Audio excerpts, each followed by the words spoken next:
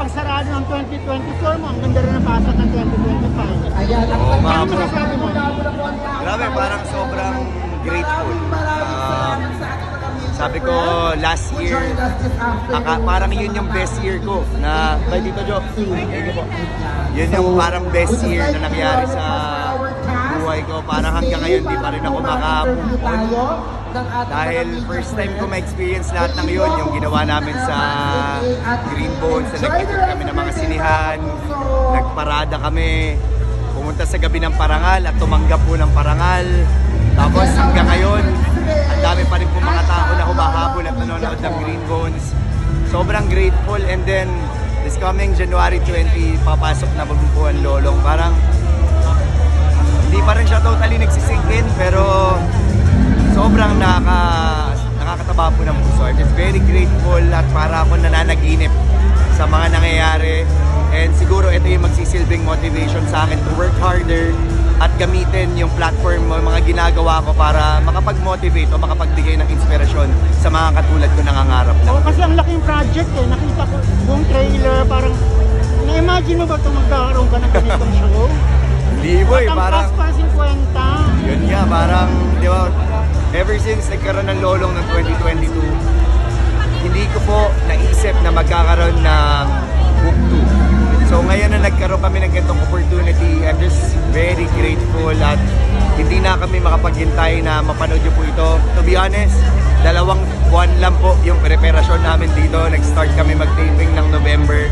Pero awa po ng Diyos, nakaabot kami at patuloy na pinagbubutihan ang aming ginagawa para mapaganda po yung programa. Ru, narinig mo yung mga senior stars, na-obserbahan ka na nila dati pa, bata ka pa, na may future ka sa acting. Anong masasabi mo?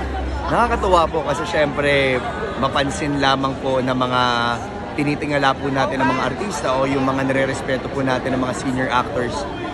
Sobrang nakakataba po ng puso kasi syempre parang nasubaybayan po nila yung journey ko sa karera ko at nakakatuwa dahil hindi po nila nakakalimutan yun. And siguro sa akin para bang yun doon ako lagi bumabalik.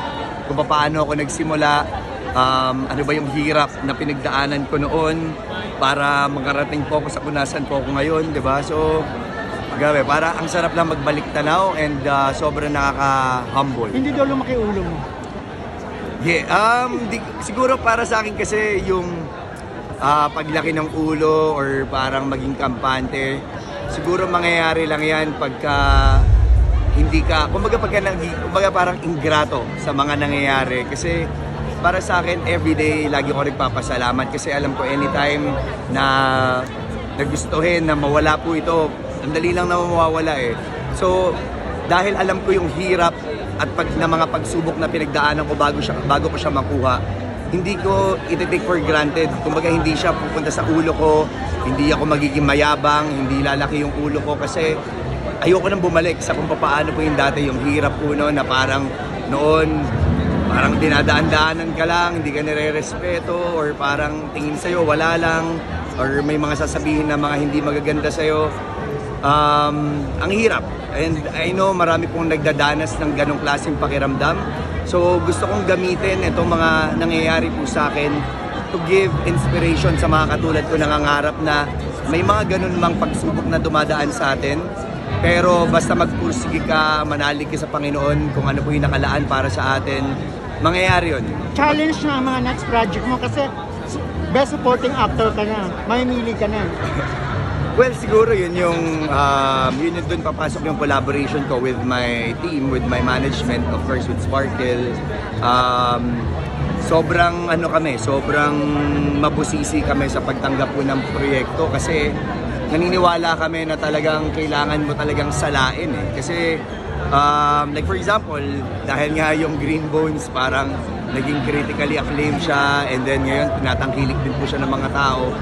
Para bang ang hirap sundan, di ba? Pero basta naramdaman mo na parang may calling doon sa project, I guess it's parang okay lang naman po natanggapin natin. So can we expect, Ru, na level up yung acting mo dito bilang isa ka ng award-winning actor? Well, of course, dito Alan, sabi ko nga, in every project sa ginagawa ko, simula noon pa, gusto ko lagi ako nag-i-improve. every single day. My goal is, you know, to push myself to my limits, to be the best version of myself. And gusto ko yung pakiramdam na nakikipagkompetensya ako sa sarili ko. Kasi in that way, lagi ako may bago na papakita at kumbaga lumalabas yung panibagong ako.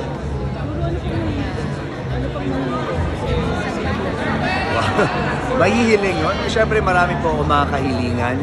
Pero ako kasi yung tipong tao, never naman akong humiling na sana magkaroon ako ng gantong project o sana magkaroon ako ng mga gantong material na bagay. Parang for me, it's more of sana panatilihin yung puso ko na ganito. Yung pagmamahal ko sa ginagawa ko, pagmamahal ko sa mga kasamahan ko, sa mga katrabaho ko, sa pamilya ko, at yung pagmamahal ko sa ginagawa ko. Kasi ayoko siyang mawala dahil pagka nawala yun, doon napapasok na para makakampante ka, tatamarin ka.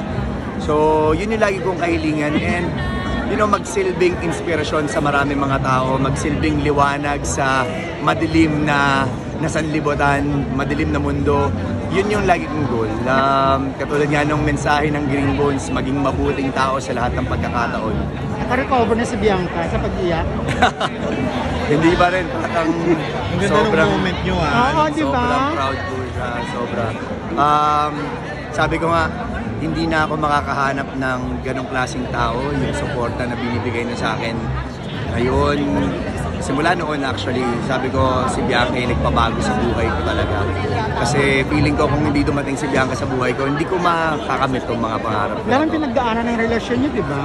Nagsimula kami na parang you and me against the world na against sa amin lahat ng tao, na binabash kami, na parang nagkaagawan.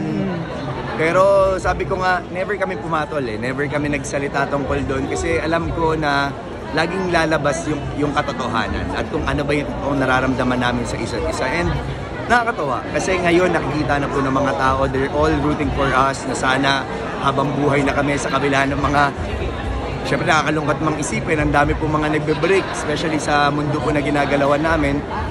It's not easy na ilaban po namin yung relasyon kasi I guess for me yung relationship, it's a choice eh. Not all the time mahal mo yung ginagawa or yung relationship, di ba? Not all the time mahal niyo yung isa't isa. So dapat yung piliin yung isa't isa sa kabila ng mga problema at pagsubok sa araw-araw talaga. 7 years na kayo, Rose? Magsi-7 kami sa July. Yung iba after 7 years naghihiwalay. Naniniwala kayo sa 7-year each? Ako kasi personally hindi ako naniniwala kasi for me kasi kumbaga nakasulat na yan eh. Kung talagang kayo para isa't isa kayo talaga. And for me, basta malinaw sa aming dalawa yung suporta na binibigay namin at yung pagmamahal na binibigay namin sa isa't isa. Kahit na sino pang pumigil, kahit na anumang klaseng mga tukso, pagsubok, kasi talagang dadaan at dadaan po yan. Pero naniniwala ako na basta nagtutulungan kaming dalawa na mag-work yung relationship, lahat kakayanin. May bakasyon ba kayo ni Bianca? Hindi, so far wala pa. After schedule. po ng, dahil nga po nung nag-Green Bones sa MMFF, hindi kami nakapag-baksyon. Pero ngayon kasi busy rin siya for Sangre. Ayun ngayon, ginagawa kay Lolong. Sabi namin, basta may mga pagkakataon na kunyari, rest day, talagang binibigay ko na kay Bianca. Pero I'm sure naisip nyo na kayo na talaga magkakatuloy yung dalawa, diba? Yes. May mga pinaplano na ba kayo? May isip nyo na yung kung paano kayo, yung mga... Ako kasi... Anong klaseng kasalang gusto niya, mga gano'n? Oh, yes, lagi naman po namin napapag-usapan yan. Kung kailan, doon tayo medyo, di pa namin sure. Kasi nga, sa nangyayari po sa amin ngayon, di ba, syempre parang ang tagal po namin hinintay. Like, ang tagal hinintay ni Bianca yung Sangre, ang tagal kong hinintay itong Lolong o yung Green Bones. So parang gusto namin ma-maximize ito. And then, eventually, hindi natin masabi, bukas makalawa, di ba? Bigla namin maramdaman na baka ito na yung tamang pagkakataon, gagawin po talaga namin. Pero hindi kayo nagli-live-in? Hindi, kasi malinaw po sa amin yung mga aral sa loob ng iglesia na talagang hindi pa namin pwedeng gawin. And for me, ano rin eh, parang choice din naming dalawa din na wag na muna kasi para at least, you know, ma-maximize din namin yung quality time namin with my family or sa kanya, sa pamilya niya. And then eventually, kung talagang kami, dun na yung tamang pagkakataon. Ano sa tingin mo yung secret? Bakit top rating yung mga shows mo sa GMA? Sa totoo lang, Tito Alan, hindi ko po sure kung ano po talaga ang dahilan. Pero siguro dun po sa mga bagay na pwede kong makontrol is yung sarili ko. Kumbaga ako, katulad sinabi ko kanina, gusto ko na lagi ako nag-i-improve. Gusto ko na laging may bago ko napapakita. Hindi, not just to prove myself doon sa mga taong hindi naniniwala, kundi patunayan sa sarili ko na deserving ako sa lahat na natatanggap ko. And siguro yung pagiging leader, hindi ako yung tipong leader na tutusan ko sila na dapat ganito gawin mo or kung sino mang kasama ko sa kasi never ako nagsalita ng never ako nag-coach, never ako nag-utos. Kumbaga, ang ginagawa ko, laging mag-lead ako by example.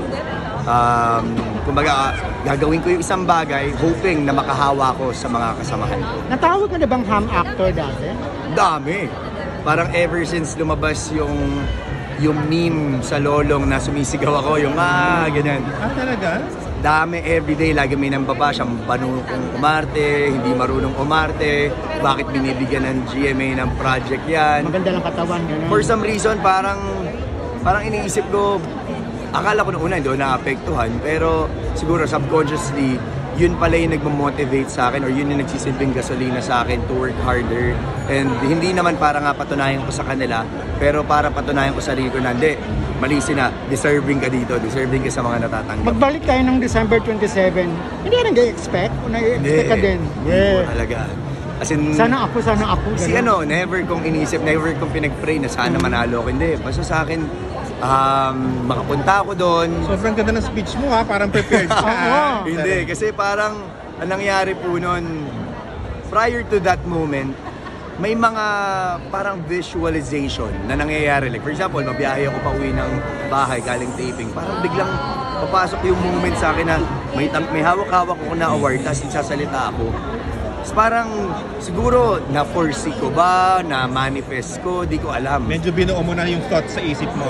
Wala po eh. Sa totoo lang, Tito Alan, feeling ko yung sinabi ko nung araw na yun, lahat yun galing sa puso na ang tagal ko siyang inipon. Ramdam naman.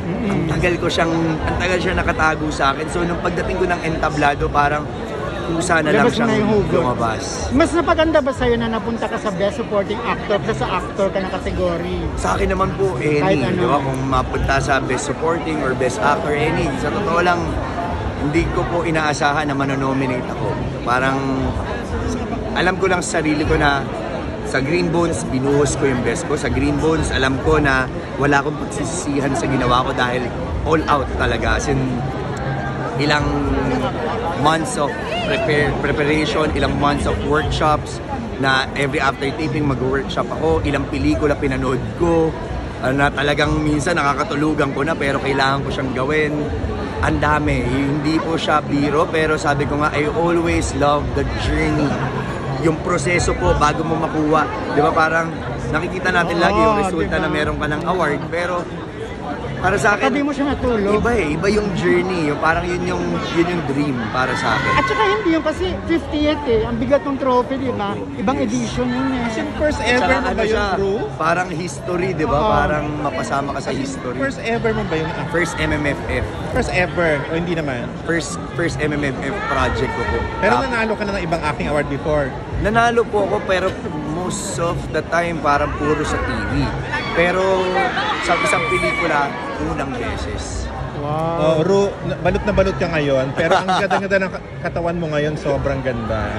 Paano mo na-achieve yung ganyang katawan? Actually, ngayon hindi pa ako 100% pero by March, I guess parang hopefully yun yung ma-reach ko yung talagang goal ko na katawan. Kasi syempre for Lolong, to be honest, medyo nalulungkot din ako kasi hindi ako masyado nakapag-prepare physically sa Lolong. Hindi pa ba? Kasi yung first season ng Lolong, talagang alam kong sobrang rip ng katawan ko. So dahil nga nagkasabay-sabay, parang natapos yung Black Rider, sinabihan na ako na maglololong ka. So parang nagpe-prepare ako, nagpapalaki. And then dumating po yung Green Bones na hindi po natin inaasahan. Sa Green Bones, Ru, ang ganda-ganda ng katawan mo. Bortang-borta kasi ka na nagpalaki po ako for Lolong. Okay. And then nung nag-Green Bones, sabi, bago ang officer ka, so kinailangan ko mag-trim ng konti. Kaso natapos kami November 9, tapos nag-taping na ako for Lolong November 13. So wala talaga ako masyadong Ah, preparation. so dapat mag-bulk up ka pa for lolo. Yes, so ngayon parang ang goal ko hanggang next month, magba-bulk up ako and then mga second, parang siguro last week ng Feb, doon ako magpapa-rip talaga. Pinapa-friend. Nakaka-relate sa character mo sa Nakaka-relate sa character sa Lolong. Siguro kasi si Lolong ano siya, goal-oriented. Sobrang mahal niya yung pamilya niya. Yung parang hayaan mo nang makanti ako, basta wag lang yung pamilya ko, wag lang yung mga mahal ko sa buhay. Siguro yun yung pagka kunyari nag-internalize ako or parang characterization. Pagka inisip ko na, mabilis ako nakakapasok sa character. Ano masasabi mo sa tawag sa'yo na action hero ng time? Siyempre nakakatuwa, nakaka-proud, nakaka-overwhelm. Kasi pangarap ko lang to dati nung bata ako. Tapos Maghanap na ako dyan. parang kusa ng, kumbaga, unti-unti na natutupad lahat ng mga pinapangarap ko. Kaya, this is very grateful. Yung season 1, hindi lang isa yung leading lady mo. Dito ba sa Shira naman? Or may mga papasok pa na... Well, syempre, kailangan nating abangan yung mga bagay na yan. Kasi alam naman natin sa mga teleserye, usually, laging may third wheel or laging may papasok na panibago para magkaroon ng problema. So, abangan natin kung sino po yung mga panibagong karakter ang papasok. Sige, sige. Okay, last question ako, Rudy. Apo. Bilang lagi ka nakuba dito, tapos ang ganda-ganda ng katawan mo. So lalo kapag nanasaan ngayon ng mga fans. Actually, How do you feel? wala pa masyadong topless, wala pa. Pero sisiguraduhin ko na pagka nag-topless yung talagang kailangan magulat. So, kailangan ko siyang paghandaan, hindi magiging madali kasi to be honest this year, yun yung parang parang goal ko na masasacrifice talaga yung tulog. Kasi 4 times a week kami nagte-taping. So, dapat maka-4-5 beses ako na workout sa isang linggo. So, kailangan talaga mag-sacrifice ng... So may panggulat na katawan ka dito sa Lolong 2. Hopefully, kailangan ko ma-manifest yan. Gusto mo talaga ng katawan na alon, ah. Kasi balot na balot naman.